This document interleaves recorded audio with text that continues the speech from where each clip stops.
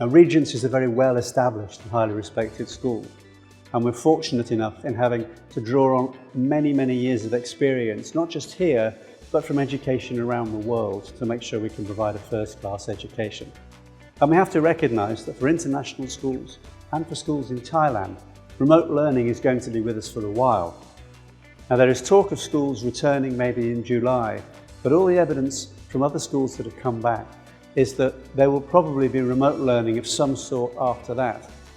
And that's going to be very important nationally here in Thailand if we're going to make sure that Thai schools can also adopt a remote learning platform. There will be a number of factors that have to be engaged in. We have to make sure all the staff are trained properly.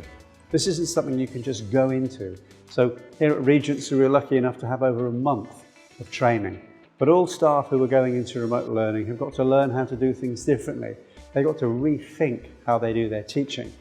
It also affects the preparation of resources. Teachers who are used to just standing and talking have maybe got to do things a little bit differently. So students are going to have to be taught in a different way. Those students are also going to have to learn in a different way. And so schools have to educate the children in how to cope with the differences, working from home instead of being with their friends, keeping fit, not having too much screen time. These are all important factors. There's also a technological factor. We have to make sure that the technology doesn't fail, because the moment that goes wrong, everything disappears. So making sure that schools and students are using appropriate hardware, they've got appropriate internet connections, and they use secure platforms are all important.